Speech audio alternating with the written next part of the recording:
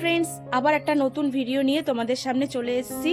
আর আজকে পুরো মেঘলা weather, just দেখো তোমরা।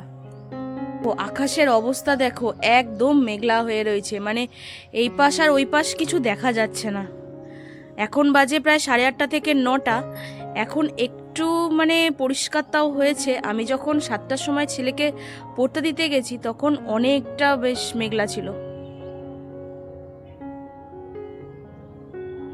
এদিকে আমি গাছে জল দিয়ে নিয়েছি, কিন্তু গাছগুলো পুরো স্নান করানো হয়নি, মানে পুরো ভেজানো হয়নি, শুধু গোড়ায় গোড়ায় দিয়েছি। গোড়ার জলটা একটু বেরিয়ে গেলে তারপরে গাছটা ভালো করে ভিজিয়ে দেব, কেননা সারাদিন আর জল পড়বে না। শীতকাল তো, এখন তো একটু এমনিতেই কম জল দিতে হয়, নালে তো গোড়া পচে যাওয়ার ভয় থাকে। সেই জন্য যা দিই সকালেই একবার দিয়ে দিই।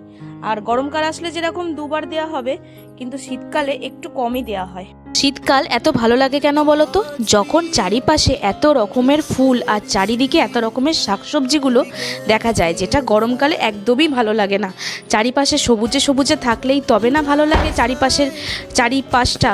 আর আজকে আমার বাগানে বেশ সুন্দর সুন্দর ফুলগুলো উঠেছিল, পিটুনিয়া, যেটা আমি সিজন শেষের দিকে একদম লাগানোর জন্য। ফুলটা হয়তো বেশি একটা পাবো না, কিন্তু যেটুকু পেয়েছি অনেকটা দিয়েছে। আর এই কদিন তোমাদের সাথে শেয়ার করা হয়নি, তাই ভাবলাম আজকে ছাদে গিয়ে আর ফুলগুলো তোমাদের সাথে শেয়ার করি। এত সুন্দর লাগছে এই সকালবেলা ভোরের আলোতে এই ফুলগুলোকে দেখতে। আর তোমরা কিন্তু কমেন্ট করে জানিও আমার ফুলগুলো কেমন হয়েছে। আর এদিকে আমার ছেলে দেখছি তৈরি হয়ে নিয়েছে। আর রোদ্দুরটাও বেশ দেখো, একটু বেলা হলে কি হবে, সুন্দরভাবে উঠেছে।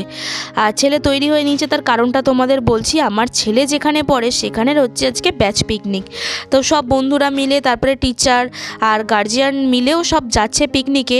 আমার যাওয়ার কথা ছিল, কিন্তু আমার শরীরটা একটু খারাপ হওয়ার জন্য আমি আর যেতে পারিনি। তা ছেলেকেই পাঠিয়ে দিয়েছি মিসদের সাথে আর সব বন্ধুদের সাথে। থাক, আজকে দিনটা ও ওদের সাথে আনন্দ করুক নিজের মতো করে।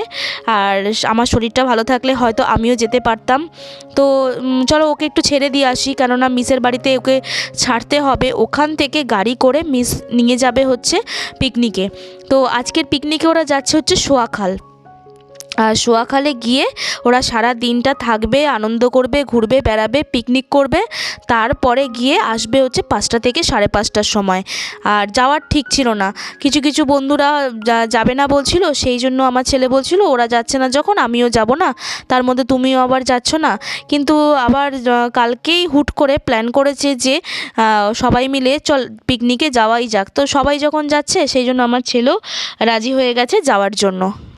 তো আমার জানো তো, রেডি হয়ে বেরোতে অনেকটা দেরি হয়ে গেছে। এদিক দিয়ে সব বন্ধুরা ওর চলে এসছে, ওখান দিয়ে ওকে ফোন করছে যে আন্টি তাড়াতাড়ি দিয়ে যাও।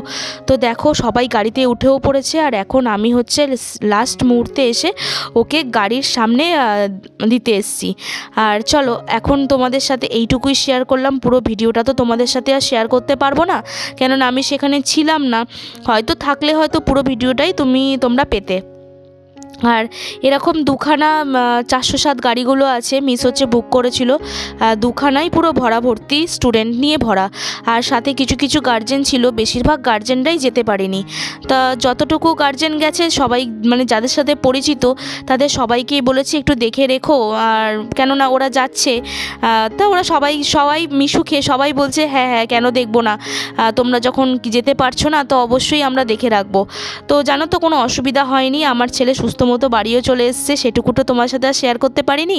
তো ওরা সুন্দরভাবে মানে পিকনিকটা কাটিয়েছে আর সুন্দরভাবেই সব কিছু মিটেছে। আর দেখো এখন গাড়ি ছেড়েও দিয়েছে, আর মোটামুটি 9:30টার মধ্যে ওরা পৌঁছে যাবে। আর পৌঁছে গিয়েও আমার ছেলে সঙ্গে সঙ্গে ফোনও করে জানিয়েছে মা আমি পৌঁছে গেছি। কোনোবার ওকে আমি ফোন দিই না, বাড়িতে একটা কিপ্যাড দেওয়া ফোন ছিল, সেটা আজকে দিয়ে দিয়েছি, কোনো প্রয়োজন পড়লে আমাদেরকে ফোন